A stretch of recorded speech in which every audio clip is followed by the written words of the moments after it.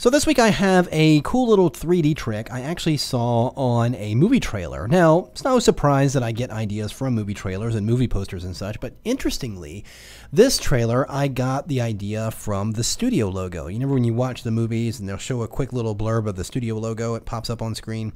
Well, this one is actually a really cool 3D logo for this studio, and I thought it was really interesting and pretty easy to recreate here inside Photoshop using 3D. So we're going to start with my blank canvas here, which I've got it in a kind of cinema format. It may as well be if it's going to be a movie studio. Just so you can see the size I'm working with, it's roughly 1200 by 500 pixels. And we're going to start by creating a basic shape. Now I'm going to go over here in the toolbar and grabbing my rectangular shape tool. And I'm going to make sure I'm drawing this as a path. Not a shape layer or pixel fill, but rather a simple path layer. So let's make sure we've got it set to combine shapes. There we go. I'm just going to draw the rectangular shape out just like this. There we go. Now, what I want to do is first I want to center it in the document. So I'm actually going to bring up my rulers by pressing Command or Control R.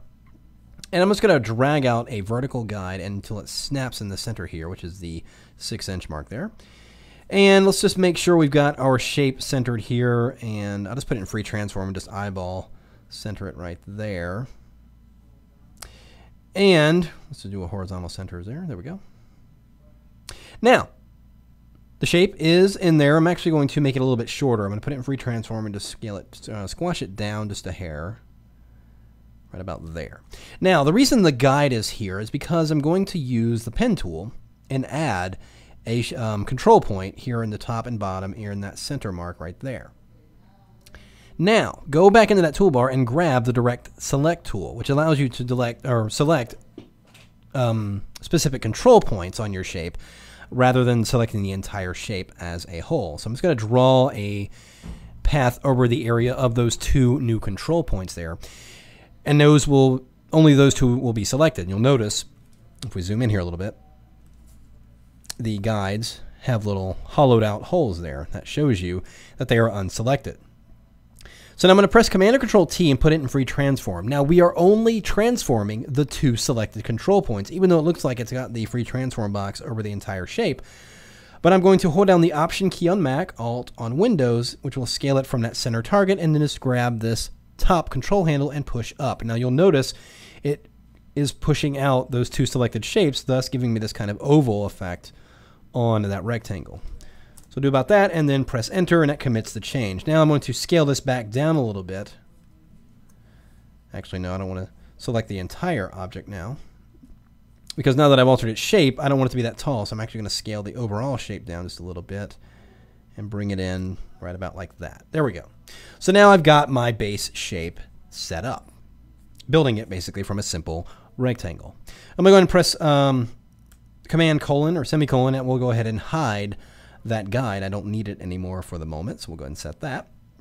Now I'm going to go ahead and set my text. I like to go ahead and create all the elements that are going to be involved with any 3D design I do, because then I can just go ahead and build the 3D and then just go put everything together. So I'm just going to actually do, the studio was called Magnet, I believe, was the name of the studio, but I'm just going to give it kind of a cool name with few letters because it looks cooler. You don't want to have a super long word, of course, when you're doing this kind of 3D effect.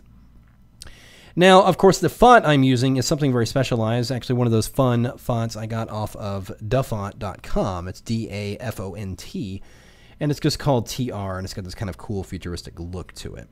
And that just has a simple gray fill for the text right now, but we're going to be changing that in just a little bit. So we have the base shape made. I'm going to throw away my previous one. Let's go ahead and double click on this and save it. And in relation to the text, I'm just going to scale this shape down just a little bit more. So now we have the shell for our text and the text itself ready to go.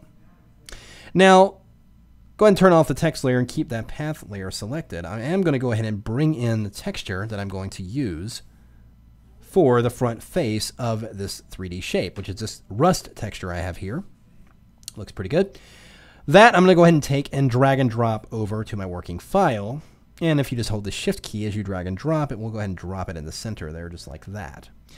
Now, the texture covers the overall area that the shape covers, so I don't need to scale it or do anything like that. It's going to be work just fine.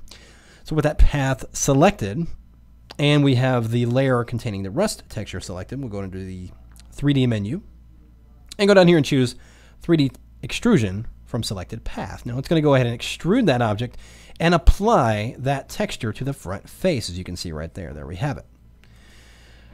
So now let's just bring that back to the front facing position. Reapply that. It undid it too many times there. There we go. So you can see here in the layer, in the 3D panel, which now appears once you've created a 3D object. If not, simply go into the window menu and choose 3D. And there you can see the property, which is layer 1, which is this represents this object that we just created. Now we have the different meshes we can modify. And this layer 1 front inflation is this front-facing material that we are looking at right now. Now I want to add a little depth to that by adding a bump map.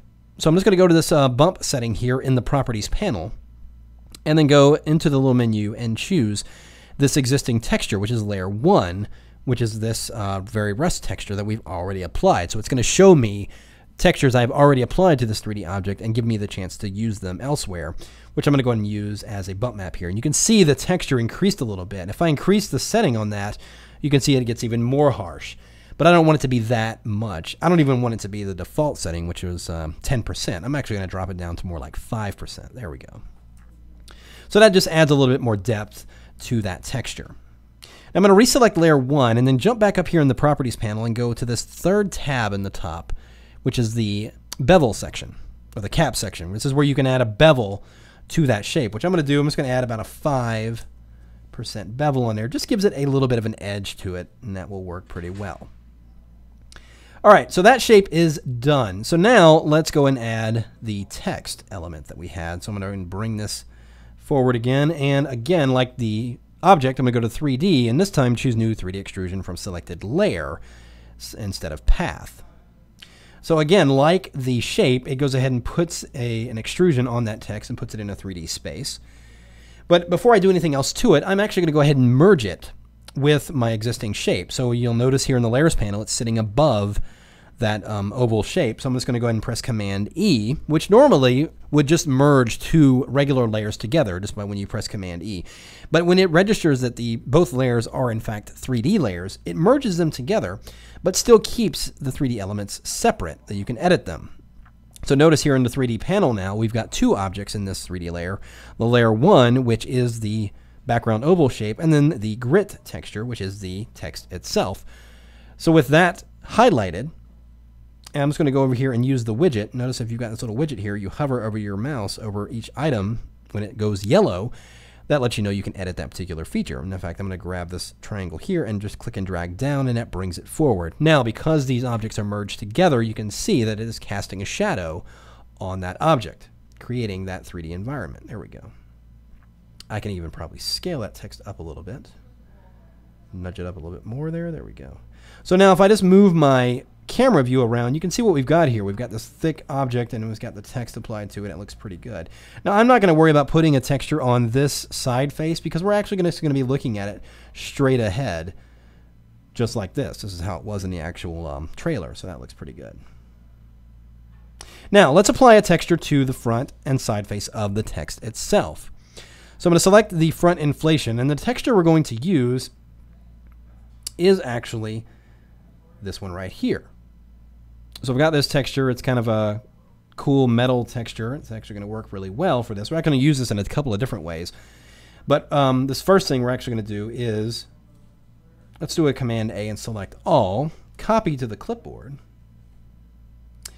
And then I'm going to go into that grit front inflation and then jump over to the Properties panel. And up here in the diffuse property, which that shows that gray color we initially applied it to, I'm going to go ahead and choose New Texture. Now it's going to remember the dimensions of that object I just copied to the clipboard, so we'll go ahead and apply that. And then we'll just go back in there and choose Edit Texture, and then Command V, paste it in there, and then close it and save the changes. And there's that texture applied to the text, to that front face. Now notice if I turn it around, it's still not applied to the side. And it really doesn't need to be because we don't see it, but I'm going to go ahead and do it anyway, just so I know it's there. So again, we'll just go ahead and select the grit extrusion material, which is the sides. And we don't need to reapply it. All we got to do is just go down to this menu and choose the grit front inflation material and apply it to that side. Now when I rotate this around there, you can see that texture is now applied to it. Pretty cool. Now let's just go ahead and add a tiny bit of a bevel to the grit text as well. Why not? Let's do it about a 3 grit. There we go. That looks pretty good. All right. Now the question is the lighting. I'm going to go back over here to my light section in the 3D panel, and we have in the environment settings, we have the image-based light, which is on by default. I don't really want that. So I'm going to go ahead and uncheck IBL here in the properties panel and turn that off. I'm going to select the infinite light, which has been applied to the object by default. But with it highlighted, I'm going to jump again to the properties panel and change the light type from infinite to point. And there you can see the lighting gets a little bit more dramatic. I can use my 3D tools to move the light around, and you can see it's represented by that small wireframe ball there. And there you can see this gives me a little bit more dramatic lighting, and I can actually control where it's positioned and the shadows and everything like that. It looks pretty good. Now, let's go and add a little bit of shine to the surface of the text and the object. So I'm going to go ahead and select the front inflation of the background shape, and we'll increase the shine a little bit and even the reflection somewhat. But I'm going to bump up the roughness because I don't want it to have a mirrored reflection, but rather just a kind of subtle reflection that you know it's picking up the ambient or that point light right there. And we'll do the same thing to the front of the text as well. Boost that reflection. You notice how the shine gets a little bit more intense there. There we go. That looks pretty good. Now, if I wanted to add some grit to the grit text, of course, remember that front inflation material? Go over here and just add that bump. We'll do that front inflation there. Adds a little bit of grit to that. And that will drop to even a lower number, so the grit is just very subtly. There we go. Now, one last thing with the lighting. Notice how the shadow is a little harsh on that object. Let's go over to the point light and highlight that again. And let's take the softness of the shadow over here in the properties panel. You can see it's set to 0. I'm going to bump that up to about 25. And that will make the shadow nice and soft as it rolls off the, as it's being cast on the object there. So let's do a quick render and see what we've got going on here. I'm going to press Shift Option Command R. And you can see it's giving me a little bit soft shadow. The grit's looking really good. I think it looks pretty good. Now, of course, I can tweak that and play around with it a little bit more. But I'm going to go ahead and add a few finishing touches on this to go ahead and finish it up. Now, remember this texture we used to apply it to the text. I'm going to use that same texture, but a little bit differently. I'm actually going to bring up my levels in the original file here and grab the shadow eyedropper tool and just click in an area that darkens pretty much most of the image here. Let's just kind of get something like this, darken it there. And I was going to manually adjust it so it gets a little bit. So I just want to have some like specks of bright area in here, just to kind of have this kind of little bit of wear in it, like there's like some aging going on here. This is kind of the effect that was going on the graphic when I saw it on the trailer. And it's one of the things that attracted me to it was that kind of vintage look about it. So just adjust this till I get fair amount of the detail in there. It looks pretty good. And we'll go ahead and click OK. And let's go ahead and bring this on over to the original file and scale it in. I'm pressing Command T and then Command 0, and it allows me to scale it right about like that. That looks pretty good. Now, I am going to change the blend mode of this layer. Notice it's sitting on top of everything. I'm going to change the blend mode to screen. And that's going to allow that image to blend in a little bit better. So you can actually move this texture around if you wanted to have specific areas. I'm going to actually have that right about there. Now I'm not liking this white spot in the center here, so I'm actually going to go ahead and just erase that. Yeah, like that. Now, to give this kind of little bit of motion and not so sharp, you notice how this graphic looks great. It's got us putting this nice little bit of grit on top of this. But I want it to be a little softer than that. And I want to do some very targeted blurring here. I don't want to blur the overall layer, but rather I'm going to use the blur tool and set the strength to about 85. And just go in here and blur specific areas of it just to kind of give it a little bit. So I want some areas to be sharp and some areas not so much. And just putting a blur filter on the whole layer would just be kind of defeat that purpose because it would run it over the whole thing. I'm going to be very subtle about it. Don't go too crazy with that. I think that looks pretty good. All right. Now, of course, one last thing to add is a lens flare. because there was a cool lens flare in the original, of course, as well. So I'm actually going to put that off to the side, right out here where these kind of gritty areas are, and just kind of have it right there. Just so it's kind of subtly off camera there. There we go. And of course, I can do a little bit more of a render on the object here, but you can see what you can do with just a few simple textures and shapes in 3D inside Photoshop. You can really get something that has a lot of interesting depth and drama to it.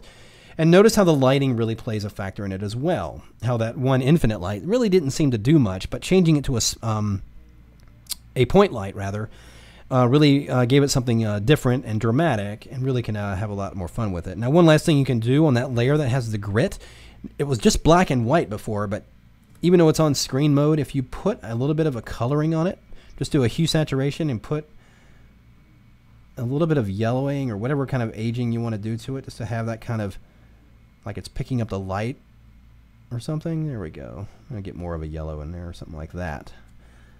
And that looks pretty good. But just once you get to this point, you can just go in there and do a lot of interesting tweaking and stuff like that, and really make it work with whatever you want. Now, one last thing I want to show you, because we are wildly out of time here, but I want to show you what you can do is, even though I've gotten this far, notice you can go in here in the 3D panel and select that text object, go into the Properties panel, and you can click on Edit Source, and it'll actually allow you to open it up and go in here and re-edit the original text object. So if I wanted to do something like, well, we'll go with PSW, because Photoshop World is, well, it's a ways off, but we always love it.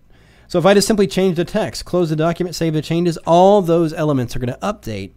And then all I'd have to do is just simply re-render the object, and then we've got it completely updated, and I didn't have to go all the way back to the beginning and start all over again. More fun with 3D here inside Photoshop CC. This, of course, can be done in CS6 as well. Hope you have fun with it, and we'll see you guys next time.